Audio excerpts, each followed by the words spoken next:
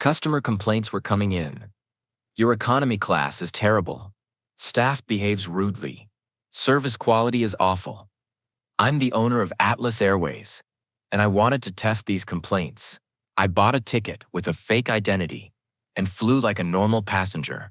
I was shocked to see how my staff treated passengers. That night I fired 30 people. My name is Richard Sterling.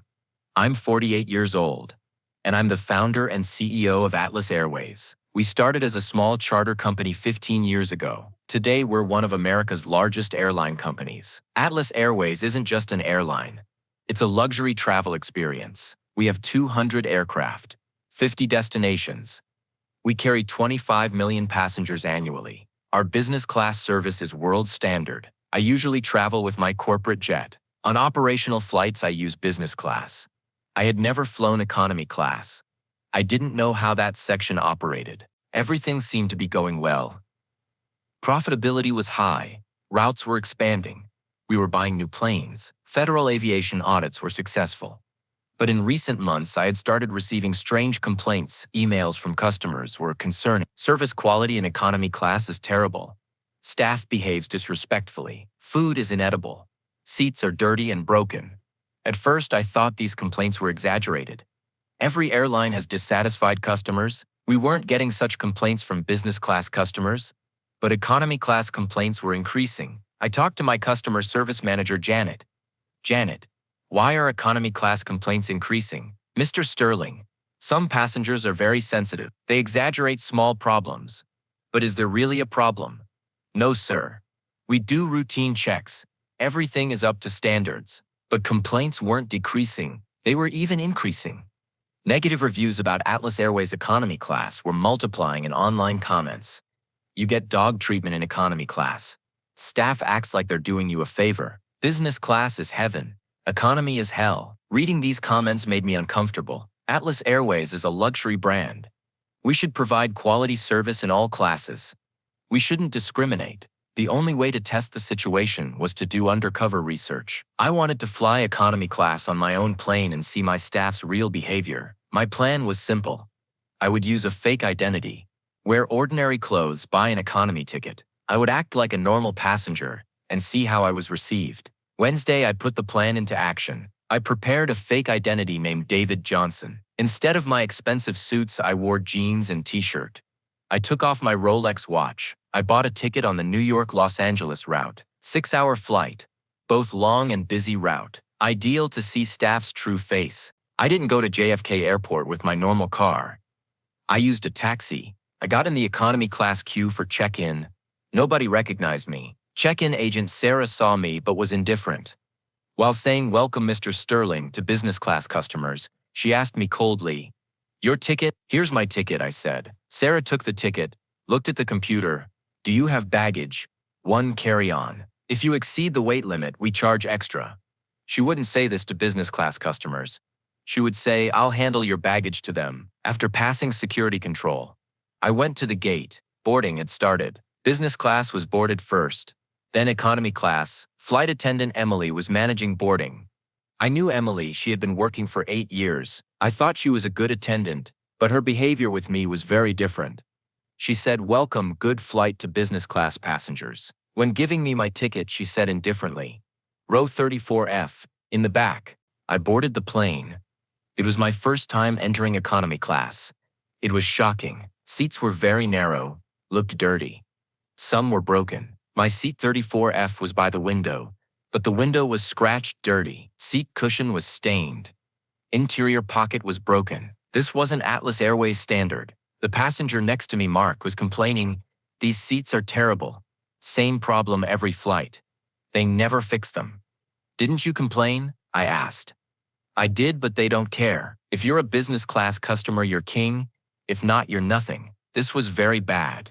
If our customers thought this way, we had a serious problem. Before takeoff, safety instructions were given. In business class, attendant Jennifer explained politely. In economy, attendant Michael rushed through indifferently. Seatbelt.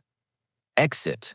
Life vest. "If you have questions, you can ask, but later," he said. "You can ask, but later." In business class, he would say, "I'm always ready for your questions."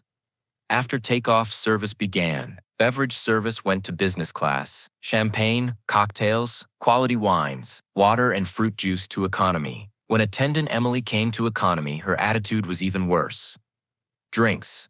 Water or fruit juice? She asked impatiently. Could I have coffee? I asked. Coffee is in business class. There's water here. Coffee in business class, but not in economy.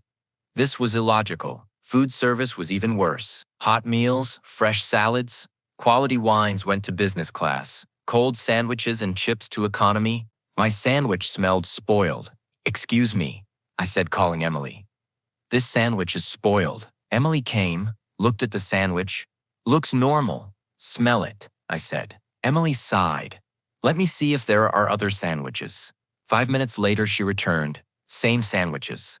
If you don't like it, don't eat it. If you don't like it, don't eat it. If I were a business class customer, she would say, I'll prepare fresh immediately. During the flight, I went to the lavatory. Economy lavatories were out of paper. No soap, very dirty. I checked business class lavatories. Clean, fragrant, everything complete. This discrimination was unacceptable. In the same plane, same service, there couldn't be such difference. 3 hours later, turbulence started. The plane was shaking, and business class attendants were comforting customers.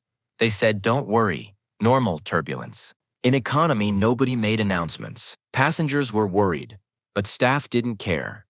An elderly lady asked attendant Michael, what's happening? Turbulence. Sit quietly, Michael said rudely. In business class, they would give detailed explanation to the same question. Normal weather conditions will last a few minutes, don't worry. 4 hours later, a child started crying. Mother was trying to calm down. Attendant Emily came. Make this child quiet. Other passengers are disturbed, she said. My baby is sick, has fever, the mother said. Not our problem.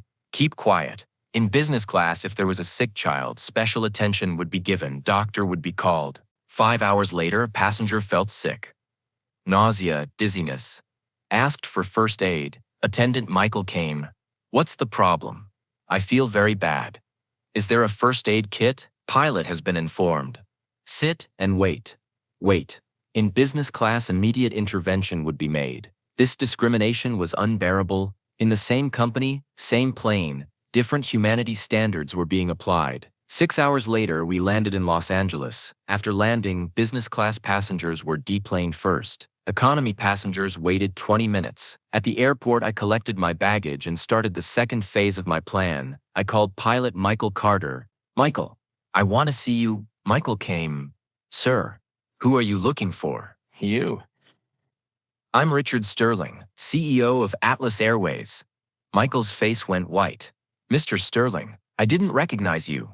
It's normal you didn't recognize me because I was a passenger in economy class. I don't understand. For 6 hours, I flew as an economy passenger on my own plane, and I saw my staff's true face. Michael couldn't speak. Emily, I want to see you too, I said. Emily came, saw me, was shocked. Mr. Sterling. Yes, Emily, I was the passenger in seat 34F. This is impossible. Very possible. For 6 hours, I received your service. I called the other staff too. Everyone was in shock. Friends, I said, what I saw on this flight was terrible. Discrimination, bad service, indifference. Mr. Sterling, because we didn't recognize you, Emily said. The problem isn't that you didn't recognize me, Emily. The problem is that you discriminate between customers. I didn't do such a thing, Emily. You told me if you don't like it, don't eat it. Michael, you told the sick passenger sit and wait. Everyone was silent. This flight crew is removed from duty, I said. Emily, Michael, Sarah, you're all fired. Mr. Sterling, please, this is a mistake, Emily said. Ruining our 15-year reputation in one flight isn't a mistake, it's betrayal. That night, I replaced all economy staff. 30 people were fired. The next day, I held an emergency meeting. Friends, there's no discrimination at Atlas Airways. Every passenger gets equal respect. Yes, sir, the managers said. We're raising economy class standards to business class level. 2 months later, the new system started. Economy class was completely renewed. Seats were changed. Food quality increased. Staff was trained. 6 months later, customer satisfaction surveys came. Economy class satisfaction increased by 80%, complaints decreased by 90%. When I flew economy class on my own airline, I saw that my staff was discriminating. That night, I fired 30 people. Sometimes the biggest problems are in your own home. Atlas Airways now truly provides quality service in every class because every passenger is our guest.